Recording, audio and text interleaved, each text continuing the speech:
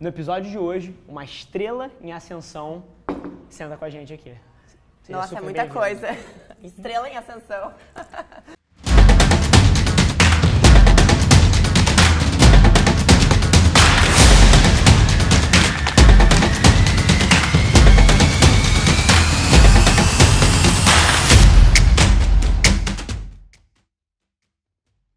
Fala galera, bem-vindos a mais um Extraordinários, episódio número 66, e hoje a gente tem o prazer de receber a Bibiana aqui. Bibiana, seja super bem-vinda. Prazer é todo meu, Rafa. Prazer enorme estar aqui. E para o 1%, literalmente 1% de pessoas, porque a gente mora no Brasil.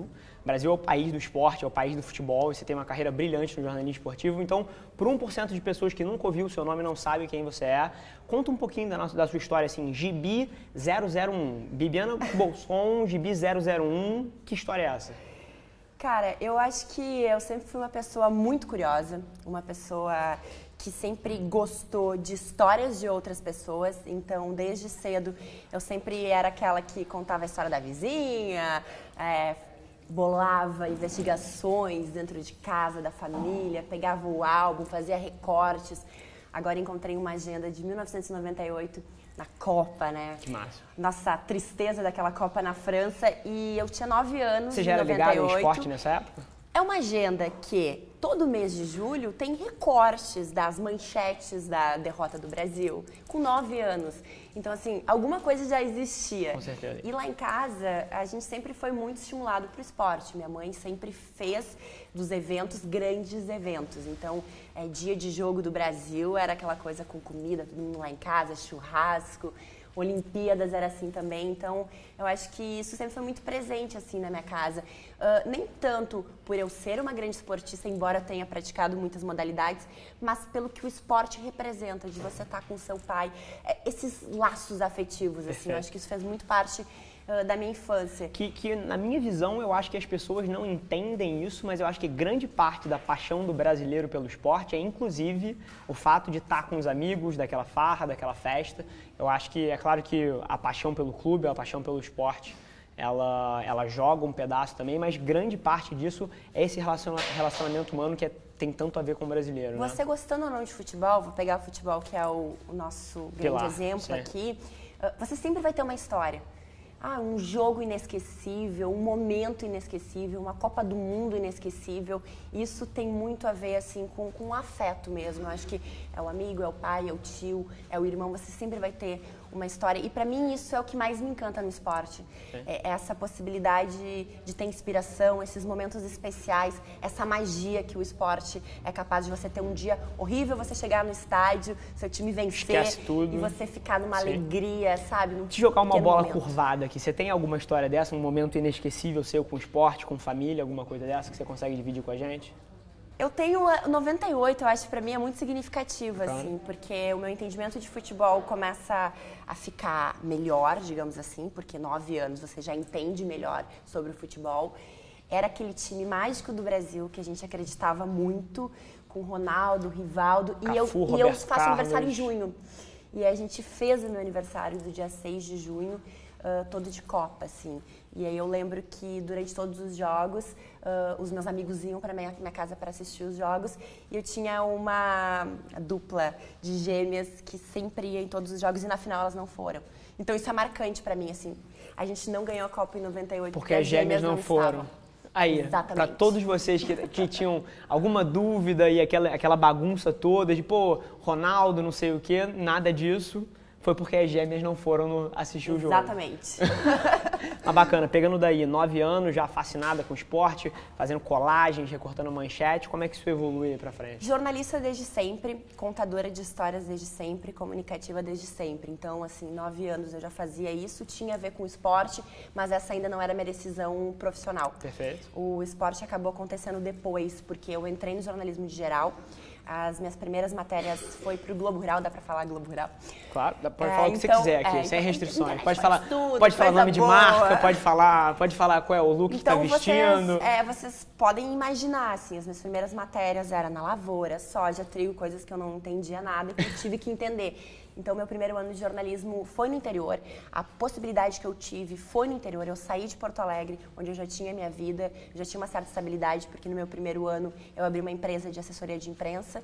Então, eu já tinha uma estabilidade financeira. Bom, estabilidade com 20 e poucos anos é difícil a gente falar, Sim. mas eu já ganhava muito bem para uma recém-formada. Que bacana. Eu tinha 5 clientes e uma mini empresa que funcionava bem, uma estrutura familiar, um apartamento, um conforto, uma rotina. E aí eu decido, não, eu quero trabalhar na televisão. E eu não estava pronta para trabalhar na televisão. E aí eu fui para o interior. Fui trabalhar numa cidade de 60 mil habitantes, Cruz Alta, passar pelo desafio de você ser produtor, você ser editor, você ser repórter, você ser apresentador, você ser tudo. Quantos anos isso? Isso já com 22. Bacana, muito nova mesmo anos, assim. muito nova. Sim. Eu entrei com 16 anos na faculdade.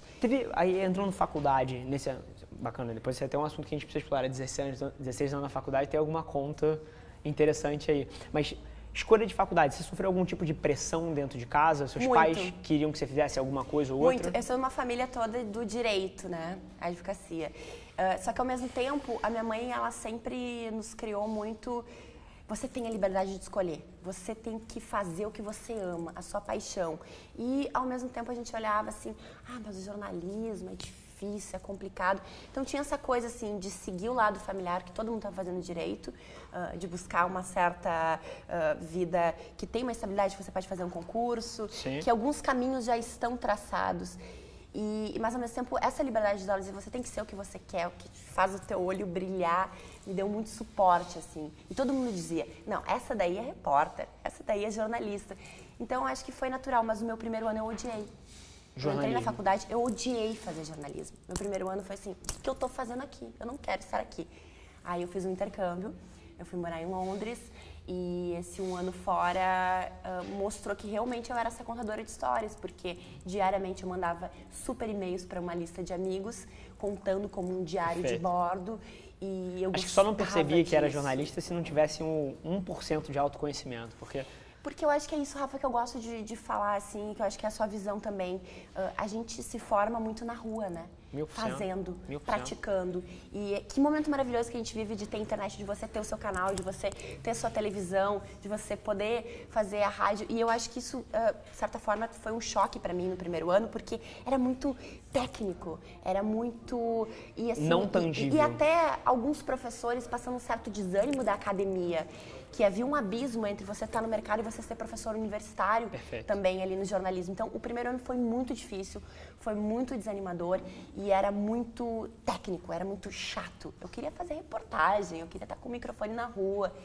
E aí, essa viagem, ela abriu, assim, a minha cabeça, sabe? E mostrou que realmente eu era uma apaixonada por essa questão das histórias e da comunicação e que eu tinha que ter um pouquinho mais de persistência.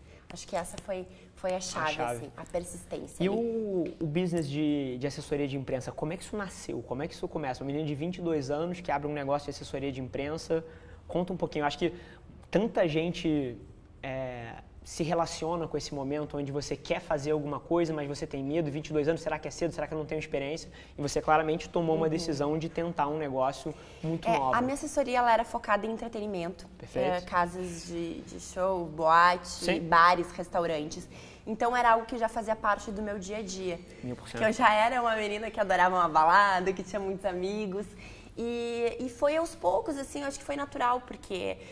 Eu vi num prazer e numa rede de contatos que eu tinha uma oportunidade de negócio. Essa é a história da minha vida. Assim, literalmente, tudo que eu faço é com praticalidade na ação. Então, eu procuro aonde eu tô, eu não fico sonhando, eu quero estar lá. Não, olha, o que tem aqui? O que tem em volta aqui? Que é exatamente o que você acabou de contar. Você olhou para o seu entorno, olhou o que você tinha ao seu redor, quais eram os seus talentos, o que você podia resolver um problema dos outros com o que você sabia fazer.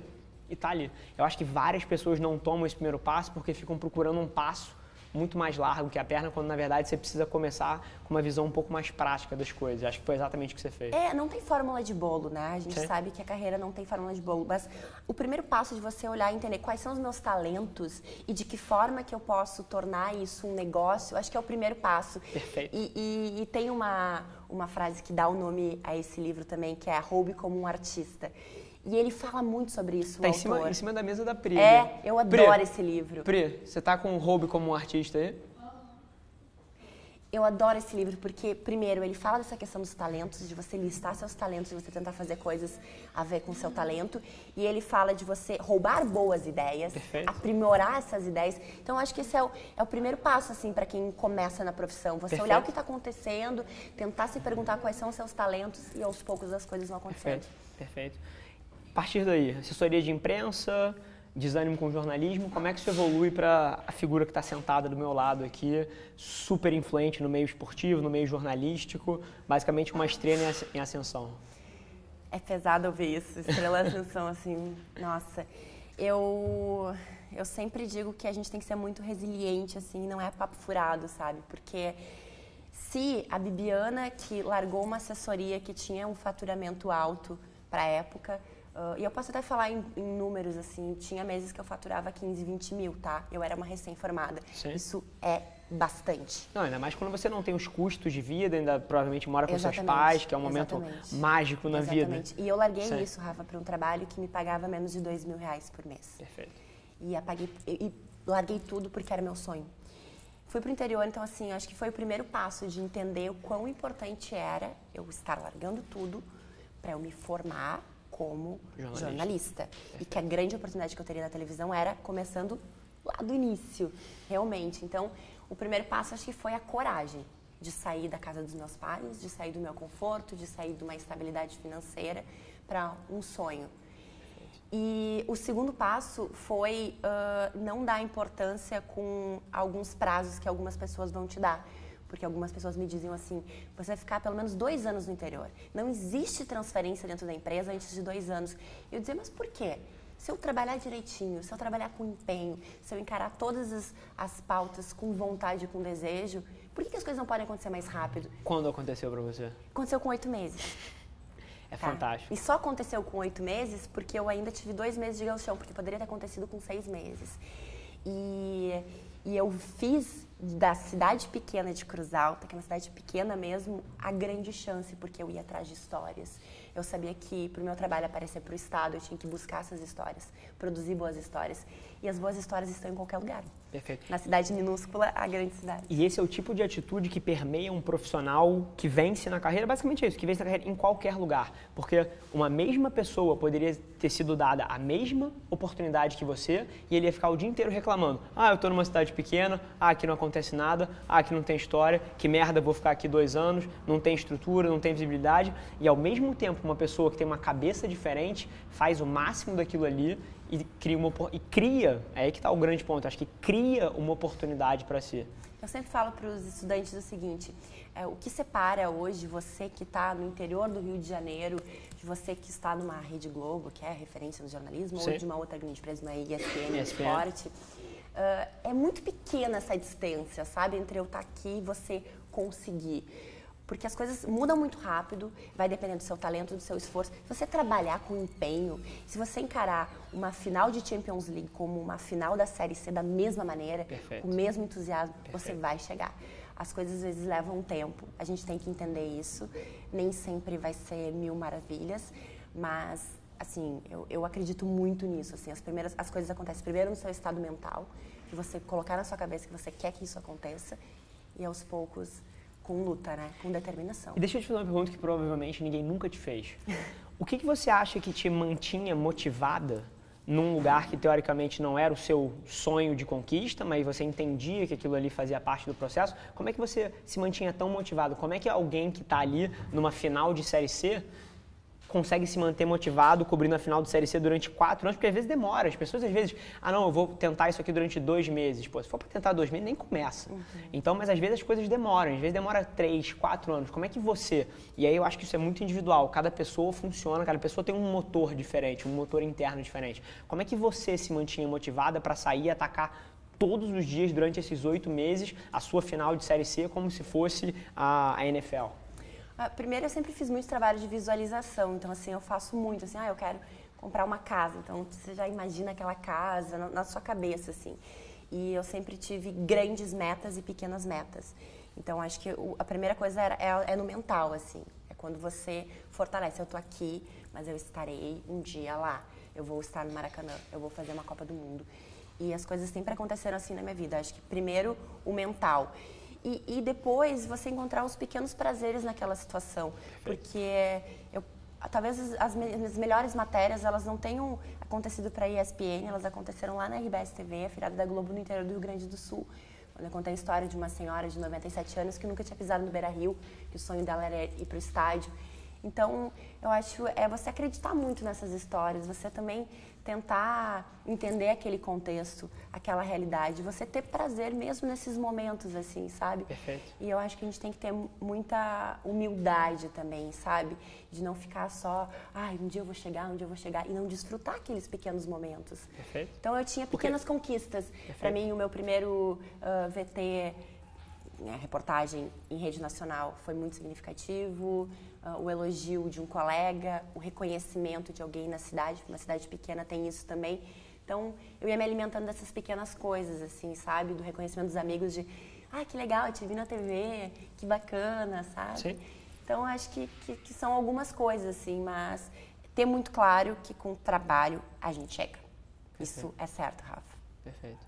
Eu acho que todas essas teses falam muito comigo e eu acho que literalmente, se tudo isso aqui, hoje em dia a gente está num prédio aqui de 3 andares, tem 3 empresas funcionando aqui, se tudo isso aqui der errado, e aí, assim, é claro que a minha missão aqui é fazer com que isso dê muito certo, mas se tudo der errado e eu eventualmente tiver que recomeçar tudo isso sozinho, vendendo, sei lá, cachorro quente na esquina para juntar um dinheiro para depois, cara, eu vou estar desfrutando da mesma maneira que você dos pequenos momentos. Eu acho que a maioria das pessoas que não consegue tirar essa motivação no seu dia a dia, passa por exatamente o que você falou. São pessoas que não valorizam o lugar onde elas estão. E isso é um erro fundamental, porque a vida acontece nesses pequenos momentos.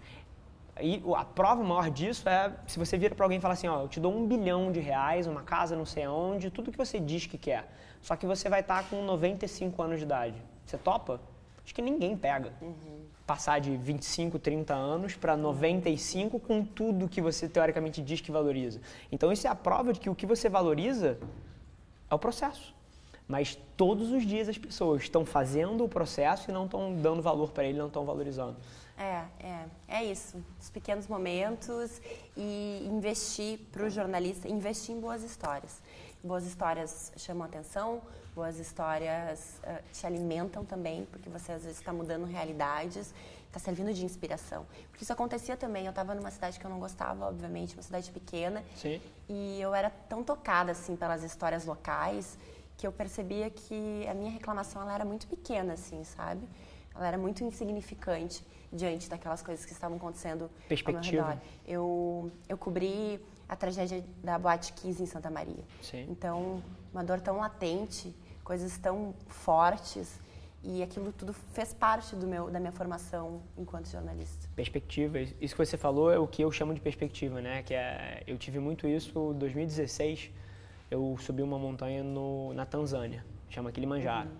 É uma das 7 montanhas mais altas do mundo, de uma de cada continente, e na África, eu nunca tinha ido à África, na África eu pude ver, independente de qualquer coisa ruim que tivesse na minha vida, que existisse na minha vida naquele momento, brigas familiares, negócio que não estava indo da maneira que eu queria, enfim, qualquer coisa. Aquilo chegava a ser insignificante perto das coisas que eu pude observar em primeira mão ali. Então, eu acho que isso que você falou é central à vida de qualquer pessoa que está numa jornada dessa, que é ter perspectiva, que é olhar para o seu e valorizar o que você tem, porque, sinceramente, toda vez que você tem saúde sua e das pessoas que você ama, eu acho que o resto todo é secundário. E eu acho que todos os dias as pessoas, inclusive eu, inclusive você, inclusive todo mundo aqui, por micro momentos você perde isso, você passa a valorizar outras coisas que não são o que de fato importa. Então acho que é massivo. Mas você tocou num ponto que eu acho muito interessante, que você falou esforço e talento. Eu queria pegar a sua visão. Mais uma vez, eu acho que não tem resposta certa, cada pessoa tem uma resposta, acho que vem da sua experiência pessoal. Mas como é que você acha que essas duas variáveis jogam junto? Você acha que só esforço funciona, só talento funciona? O que você observou ao seu lado de pessoas surgindo? Como é que você enxerga essas duas variáveis jogando junto? Em muitos momentos, só o talento não basta, né? Eu acho que tem muita gente talentosa, mas falta um pouco, às vezes, de esforço. Algumas pessoas não sabem como usar seus talentos, não são insistentes, não são resilientes, não são determinadas. Eu acho que, infelizmente, também, em muitos momentos no Brasil, há falta de mérito, de pessoas que se esforçam e que têm talento, mas que não têm a oportunidade. Sim. É difícil dizer assim, mas eu realmente acredito com essa questão da persistência, com você... Primeiramente, você tem que acreditar em você. Você tem que acreditar no que você está fazendo. Autoconfiança é o motor. E no que você está falando. E aí, aos poucos, assim, eu acho que... Eu sou uma pessoa de sorte também ao mesmo tempo, mas eu também tive quedas. Eu fiz uma Copa em 2014 que não era para eu estar entre aqueles nomes. Eu soube no início do ano. Eu estava no interior do Rio Grande do Sul. Eu já morava em Pelotas. E um belo dia meu telefone tocou. Era o editor-chefe da redação de São Paulo, do Rio de Janeiro, do Sport TV, dizendo: olha, Bibiana, a gente está selecionando alguns repórteres pelo Brasil, você está selecionado para fazer a Copa do Mundo. E a gente quer que você fique na redação aqui no Rio. Então, assim, uau, estou em Pelotas, estava fazendo a Série C. Sim, e agora Copa do Mundo. Eu estou indo para uma Copa do Mundo. E vai acontecer. E aí, depois eu passei por outros momentos, que eu já estava no Sport TV e não tinha vaga, e situações pessoais também. E de repente eu estava, tá, e o que eu vou fazer agora? Sair do Sport TV, sair da Globo, como é que vai ser minha vida? Aí surge o esporte interativo. Então, assim, são muitos altos e baixos, eu acho, Perfeito. sabe? E saber lidar com isso é fundamental. É fundamental. E, assim, faz direitinho, sabe? Faz com vontade, com coração, não prejudica ninguém. Tem humildade, porque muitas pautas eu cheguei sem o domínio do assunto, e até antes do esporte, e eu tive a humildade de perguntar para um produtor rural, por exemplo. Mas como é que é? Como é que funciona o sistema de colheita de vocês aqui? Sim. Sabe? O que me explica? Eu não sei. Eu tô aqui, eu sou repórter, eu vou aparecer na TV, mas eu não sei. Então, acho que isso também é importante. Essa humildade, assim, sabe? Massivo. O último assunto. O que você está metendo a mão hoje em dia? Quais são as principais coisas que você está fazendo? O que você tem dedicado mais tempo? Qual é o seu 80-20 aí? O que você está mais dedicado atualmente? Eu sou uma Bibiana que se descobriu uma voz de muitas mulheres também. Você estava até falando nisso há 10 minutinhos atrás. Fantástico. Eu sei o quanto a Bibiana estar num ambiente masculino é importante para outras mulheres que querem fazer parte desse local. E não só no esporte, mas de forma geral, porque a gente tem que estar marcando a presença também. Então, eu primeiro me descobri que eu tinha que usar essa voz. As pessoas dizem, você é uma influenciadora, você dá o exemplo. Eu não sei se eu dou o exemplo, mas se eu puder dar um pouquinho de inspiração para essas pessoas, eu estou já satisfeita. Então, eu também fui buscar alguns conteúdos, porque eu falo de feminismo, então eu tenho que conhecer o feminismo. Vamos desde o começo. Vou atrás desse movimento, o que é, o que propõe, quebrar essa coisa que tem no Brasil que a gente fala, o feminismo é chato, é mimimi, sabe, há uma distorção do que é o feminismo, é a igualdade, é o que a gente quer, tu não quer igualdade para teu filho, para tua filha, para tua família, tu quer os mesmos direitos, sabe, e entender também o lugar de fala também, que é muito diferente a Bibiana falar de mulheres e uma negra da periferia falar de mulheres. Cada uma tem sua história, sua vivência. Então, a Bibiana hoje é uma Bibiana que busca muito elementos sobre o feminismo, sobre o meu papel como mulher, o quanto eu posso colaborar. É uma pessoa que gosta de dar opinião, porque esse é um direito da gente. Que bom que a gente vive num país que ainda é democrático e que a gente tem a possibilidade de dar a nossa opinião, de ter a liberdade de pensar. É a Bibiana que está olhando para outras plataformas, não mais o convencional. Perfeito. Quer produzir mais conteúdos, quer estar contando mais histórias de formas diferentes, assim. Mas sempre isso, assim, acho que o meu norte é esse, contar histórias. Como eu vou fazer isso? Desde os 9 anos, Desde né? os 9 anos. Sim. E isso tá no momento de transição, assim, porque eu não sou mais a Bibiana só da frente da câmera da televisão. Eu quero ser a Bibiana das redes sociais, a Bibiana de outras formas de comunicar e fazer. Então, eu tenho estudado muito e estou num processo bem de autoconhecimento, assim, sabe? Eu estou satisfeita com a minha vida. Porque eu também entrei numa crisezinha dos 30. Tem isso também, tá, Rafa? Entrei. Impossível. A partir dos 28 é comprovado. Sabe o que é a crise dos 30? Estou entrando agora em janeiro. Você vai entrar. Quase todo mundo passa por isso. Que a crise dos 30 é o quê? Você já passou por situações muito difíceis na sua vida. Você sabe que você vai sobreviver elas, porque você já passou por essas situações. Mas, ao mesmo tempo, em alguns momentos, você se questiona. Mas o que eu quero da minha vida? Eu vou casar? Vou ter filho? Como é que vai ser? Qual é o meu propósito? Então, a crise dos 30 é muito isso, assim, tem a ver com o seu propósito. E não é só o dinheiro que você ganha. Sim. Não é só isso, é o que você quer, prazer. é o tom que você vai dar na sua como vida. você vai gastar o seu tempo aqui na Terra, Sim. quem são as pessoas que vão te cercar. Então eu também estou nesse momento. Eu passei por ela aos 24, eu diria. Mas com certeza, eu acho que isso é massivo e não é negativo de maneira nenhuma, sabia? Pelo menos na minha vida, que a gente falou 20 minutinhos antes de começar a entrevista aqui, dessa síntese sai um tom de mais felicidade pro resto da vida. Eu acho que é o momento que você tá e definitivamente o momento que eu tô também. Eu acho que acho que às vezes a palavra que a gente usa, às vezes dá um aspecto negativo, né? Crise dos 30, mas esse momento de autoconhecimento, onde você mergulha para dentro, eu acho que é massivamente importante. Massivamente. Show. Assim, entrevista fantástica e eu queria trazer um pouquinho de valor para a galera que mandou as perguntas. Eu sei que o Felipe deve ter tomado uma surra aí, selecionando perguntas, deve ter mais de 300 perguntas, que o pessoal achou muito interessante o tema, né? A gente trouxe outras pessoas aqui até agora, mas o seu foi o que gerou mais interesse, assim. Eu acho que tem muita gente que tem o sonho de trabalhar com comunicação e toda vez que a gente traz alguém que foi muito bem sucedido nessa jornada, e principalmente as pessoas não sabiam quem era, mas eu acho que de onde a gente vai conseguir tirar mais valor daqui é porque, vamos supor que a gente trouxesse aqui, sei lá, Galvão Bueno. Dá um exemplo assim que todo mundo vai conhecer.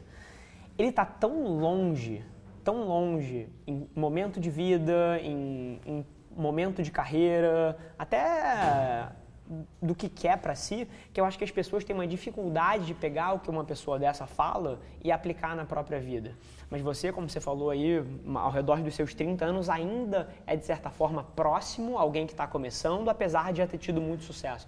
Então, essa interseção eu acho que vai ser massivamente interessante da gente explorar. Então, estou ansioso para ver o que o Filipão separou aí pra gente. Bom, vamos lá, Filipão, o que você separou pra gente aí?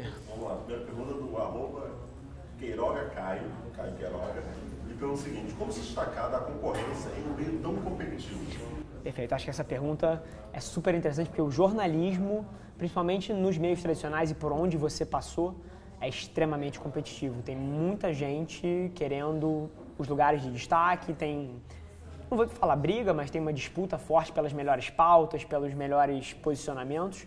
Como é que você viu um pouquinho isso que o Felipe trouxe aí pra gente? Como é que você acha que você conseguiu se destacar? E assim, eu acho que o maior valor está sempre na sua história. Como é que você acha que você se destacou? Acho que você até já entrou nisso, de certa forma, um pouquinho, mas eu queria ouvir a sua versão. Como é que você se destacou num meio que tinha tanta gente querendo a cadeira que você está sentado hoje em dia? Eu não olho muito para essa questão da competição, sabe? Eu não gosto dessa palavra. Eu acho que nós somos colegas e eu sempre fui muito assim, sabe? Pô, meu cinegrafista é meu parceiro, o concorrente da outra, ele não é concorrente, ele é meu colega.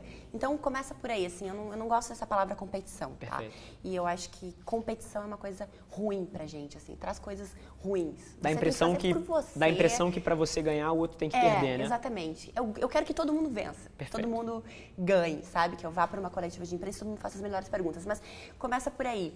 Você não pode ter medo de perguntar. Então, alguns jornalistas, e faz parte da minha geração, estão extremamente acomodados, estão fazendo um trabalho muito mais de assessoria do que de jornalista. Você não pode ter medo. Você tem que botar o dedo na ferida. Então, saber perguntar e não ter medo de perguntar é o primeiro passo, assim, eu acho, para ser diferente. Perfeito. Você acredita, então, que tem muita gente que não gosta de trazer as pautas? Você Bacana. Vai olhar uma coletiva de imprensa, são as mesmas perguntas. Perfeito. Então, assim, eu já fiz pergunta que todo mundo perguntou, aí ao final da entrevista eu perguntei, fulaninho, Felipão, por exemplo. Felipão, tem alguma coisa que não te perguntaram aqui, que você gostaria de falar? Então, assim, é uma outra forma, sabe, de você tentar trazer uma coisa diferente. Então, eu acho que no dia a dia do jornalismo, a primeira coisa tá nisso, assim. E depois, assim, o seu faro, sabe, de ir atrás da história. Claro que dentro de uma redação tem o produtor, que vai buscar a história, tem o repórter, tem um editor. Mas como eu comecei fazendo tudo, que eu era minha própria produtora, então eu sempre tive muito isso, assim, eu gosto de estar na rua perguntando, catando história, levando para a produção, o que vocês acham, será que seria legal? Então, isso também é algo diferente, assim. E qual era a outra pergunta que agora... Não, era isso. Era justamente essa interseção entre como é que não... E aí eu acho que essa pergunta, e as suas respostas, inclusive, elas transcendem o jornalismo. O que você falou pra gente aqui foi basicamente, seja diferente, faça alguma coisa diferente, pelo amor de Deus, porque eu acho que... E seja natural. Era isso que eu queria concluir. Seja natural, porque isso, assim, a televisão, a câmera, o microfone...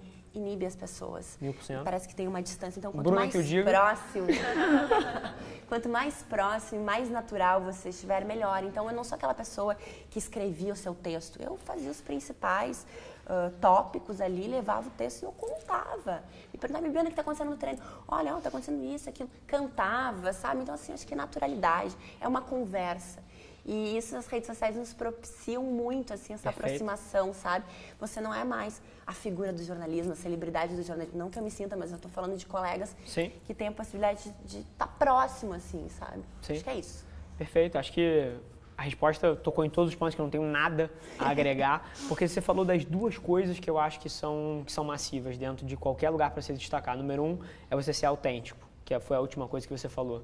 Porque se você quer se destacar, por definição, você não pode fazer o que os outros fazem. Por definição. E eu acho que a coisa que mais confunde as pessoas é que a melhor maneira de você destacar, a única coisa que é única é quem você é. Todo o resto é parecido. A única maneira de você ser autêntico, de você ser único, é se você for exatamente quem você é. Só que ao mesmo tempo, toda vez que alguém é colocado numa posição para aparecer, numa situação mais importante, por algum motivo essa pessoa entende que a melhor estratégia é ele tentar se parecer com o que todo mundo faz. Referências são boas, mas você tem que criar o seu estilo. Perfeito, perfeito. Então a autenticidade eu acho que é massiva, você tocou nisso. E a segunda coisa é ser diferente, é fazer diferente, é trazer alguma coisa, porque você não, mais uma vez, voltando à definição da palavra se destacar, que eu acho que foi a pergunta, não foi? Se destacar, o verbo destacar significa você ser diferente. Então você não tem como se destacar fazendo o que todo mundo faz, trazendo sempre as mesmas perguntas. E até para fazer uma transição para outros temas, isso serve, cara, numa agência, isso serve num banco, isso serve em qualquer lugar. Se você quer se destacar, você, por definição, não pode fazer o que todo mundo faz. Show? Adorei. Filipão, segunda. A segunda é a pergunta do Matheus Prato da Silva. Ele pergunta o seguinte: qual o principal obstáculo na carreira? Principal obstáculo na carreira de um jornalista? Ai, são muitos. É o que a gente estava falando. Eu acho que a rotina de um jornalista esportivo, em especial, e de jornalista também, porque você trabalha em feriados, você trabalha em horários diferentes, assim. Eu acho que é esse, assim. Final de semana, você perde, sabe, momentos com a sua família, você viaja demais, você não curte, porque viajar o Brasil inteiro de um hotel para um estádio não é legal. Eu acho que essa é uma confusão que muita gente faz. As pessoas veem esse glamour do avião. Cara, se eu pudesse estalar os meus dedos... É chato. É a parte pior dessa vida, é essa. A cama que não é sua, Perfeito. sabe? Então, assim, esse é um desafio grande, assim, a agenda de um jornalista. Sim. É muito estressante. Eu acho que a remuneração também, ela pega muito. Pô, um jornalista, ele é muito importante dentro da sociedade, eu acho, sabe? Sim. A formação, a imprensa, ela é muito importante. Isso tinha que ser... Mais bem remunerado. Exatamente. Sim. Exatamente, é o que eu penso. Então, eu acho que... Ainda mais perto das cifras que essas redes operam, né? Exatamente. Porque é um salto muito desproporcional o que a rede vale e o tipo de receita que a rede traz com o trabalho do jornalista.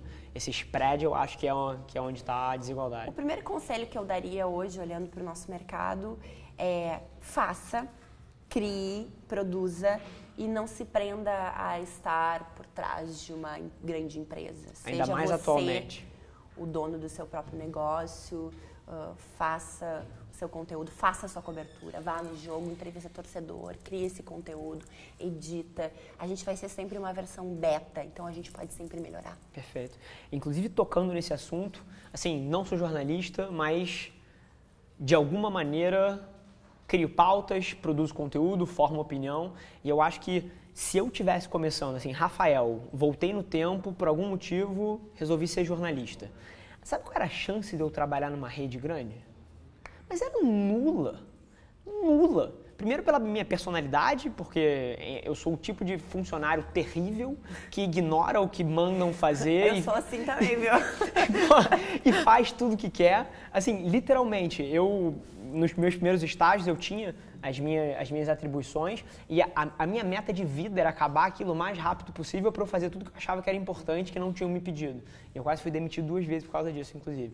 Mas assim, eu sou o tipo de pessoa que nunca, e acho que cada um tem que entender quem é, mas eu nunca funcionaria sendo oferecido, ó, você vai cobrir isso. Eu queria cobrir como você, pô, o que fazia o coração brilhar, o que fazia o olho brilhar.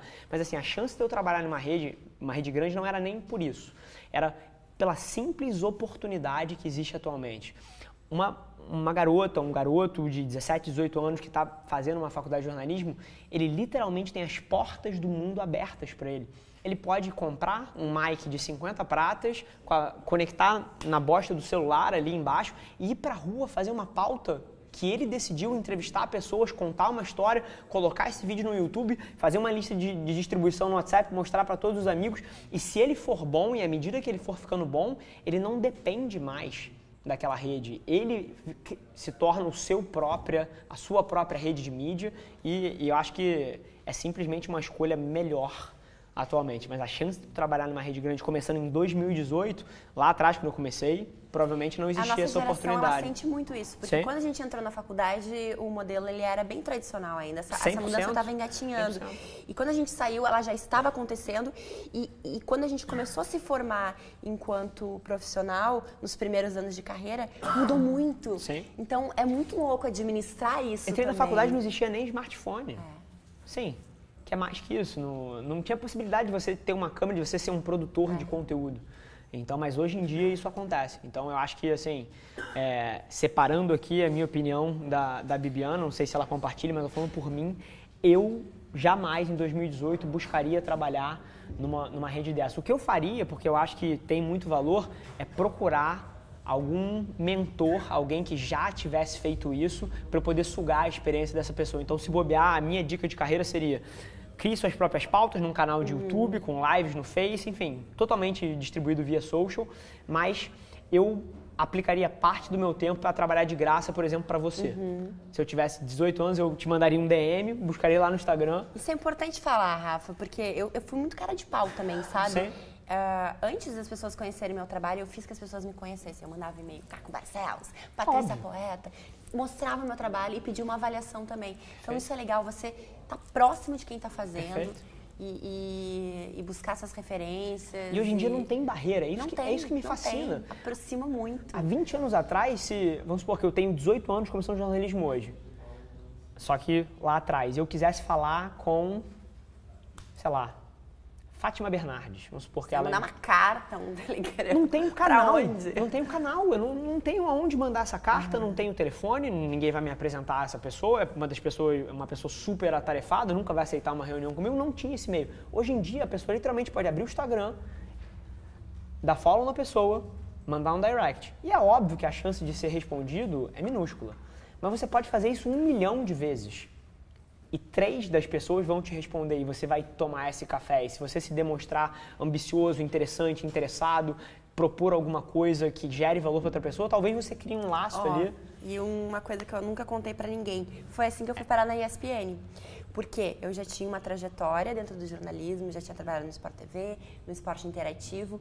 E quando surgiu a oportunidade da ESPN, eu conheci o Palomino, porque quando eu era estudante, eu mandei um e-mail para o Rubens Pozzi, que era chefe de redação aqui. Eu fui conhecer a redação aqui no Rio de Janeiro e desde então, durante todos esses anos, eu mantive contato com ele. Mandava meus materiais, tô fazendo isso, Pozzi, tô no Rio. E esse contato passou a amadurecer, porque ele viu que eu estava amadurecendo enquanto jornalista também. Ele mandou para o Palomino, que é o diretor da ESPN aqui no Brasil, né? Tem essa função de diretor de jornalismo da ESPN. E aí, quando eu mandei e-mail para o Palomino, Palomino, sei que vocês estão com uma vaga no Rio em 2017, ele já lembrava quem era a Bibiana. E lembrava da Bibiana estudante. Perfeito. Então, assim... E digo mais, olha só a nuance que veio em tudo que ela falou, mas que talvez vocês não tenham percebido. Os seus primeiros contatos com essa pessoa, você estava pedindo alguma coisa, você estava pedindo algum favor, estava... Assim, a oportunidade de ver como funcionava.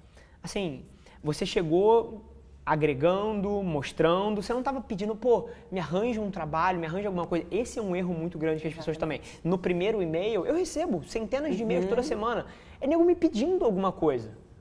Não é assim, quero conhecer a agência, como é que é o dia a dia de vocês...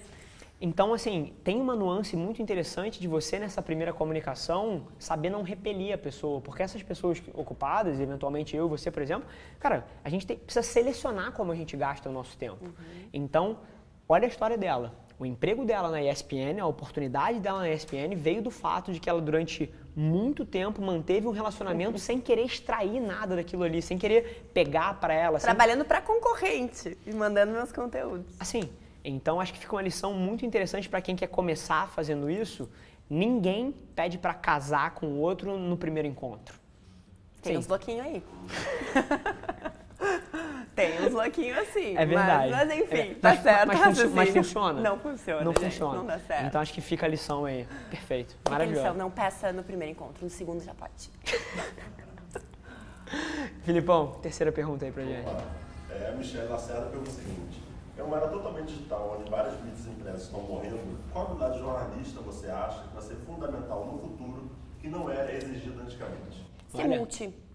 Eu tenho colegas que eles não tinham esse Adorei a entendimento. velocidade que você respondeu. Ser multi. Já estava aqui, ó. Tá.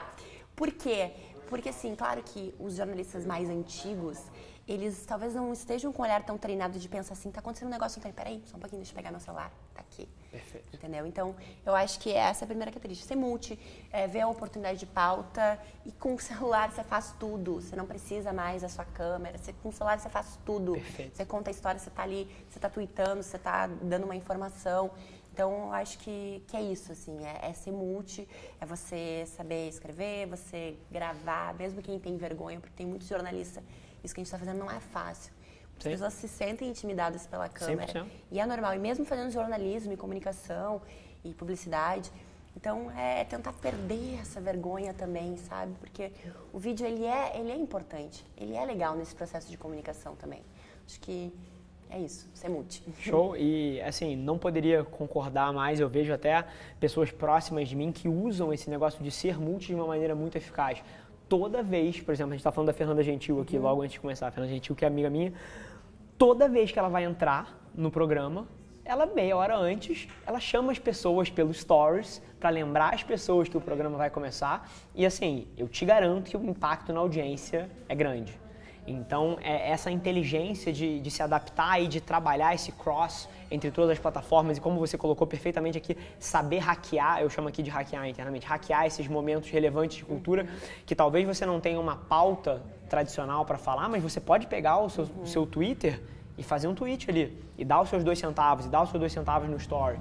Então, eu acho que, inclusive, é uma bênção e uma maldição. Se você está fazendo o que você ama, você tem a capacidade de trabalhar 24 horas por dia, ser multi, como você colocou, mas para quem não está fazendo alguma coisa que gosta, se torna uma invasão. Mas perfeito, acho que não tem resposta mais certa do que essa. Show.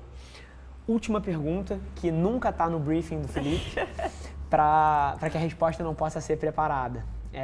O nome do programa é Extraordinários, a gente tenta trazer aqui só pessoas que de fato têm uma trajetória de vida, alguma coisa que agregue para os outros, mas eu sempre busco no final do programa a definição individual, porque da mesma maneira que vários dos aprendizados que a gente leva da vida são individuais, eu acredito que as definições de certos termos significam para cada pessoa uma coisa também. E eu queria saber qual é a sua definição do que é extraordinário, assim, dada a sua trajetória de vida, dada tudo que você passou, o que caracteriza essa palavra extraordinário? O que é uma pessoa extraordinária para você? Para mim, uma pessoa extraordinária é aquela pessoa que tem a capacidade constante de recomeçar. Porque a gente passa por muitos momentos na vida, assim, um empreendedor, ele sempre vai fracassar, porque faz parte do empreendedorismo. Todo Empreender dia. é isso, todos os dias. A pessoa mais bem-sucedida, ela vai fracassar também. Então, acho que essa nossa capacidade de recomeçar, assim, dentro das nossas relações pessoais, das relações profissionais, de você não ter um dia legal, mas no dia seguinte você ter vontade, vamos pra cima, vamos lá. E eu tenho pessoas muito fortes que recomeçaram, assim, na minha casa, na minha família. Passei por situações pessoais, assim, difíceis, que me moldaram também, de recomeços, né? Porque são essas que moldam, né? Que são essas que moldam. Sim. Então, assim, eu acho que o extraordinário é aquele que tem a capacidade de se reinventar. Perfeito. Independente do mundo desabando, assim. Esse Perfeito. é o extraordinário. Perfeito.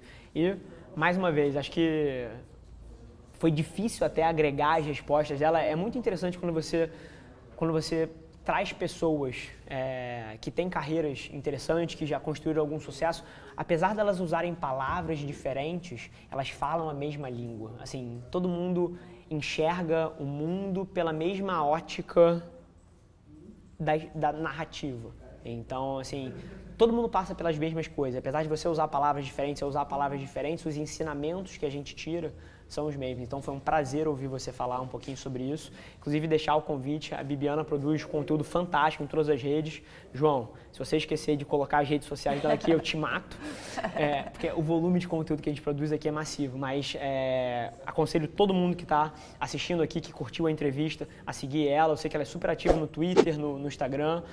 E fiquem de olho que tem muita coisa boa vindo aí também. E foi um prazer enorme estar com você aqui hoje. Primeiro por esse teu pensamento empreendedor, que eu acho que é legal, essa vontade. E mais, a gente tem as nossas trajetórias e a gente tem a preocupação de estar dividindo com outros para estar criando outras pessoas, assim, inspirando. Eu acho que isso é o mais legal, é o que fez eu topar esse convite também. Maravilha, super honrado do seu comentário. E acho que é muito disso. Eu acho que quanto mais para frente a gente vai na nossa trajetória, mais a gente começa a se preocupar no que a gente está deixando, né? Eu acho que é aí que a vida fica muito mais rica e é engraçado até pensar nisso, e você deve ter uma visão parecida com a minha. Quanto mais a gente devolve para o mundo, mais isso volta para a gente de maneiras que a gente não esperava.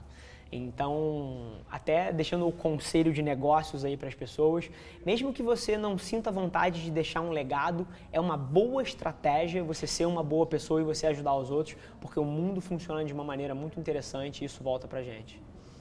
Mais uma vez, prazer enorme. Valeu, galera.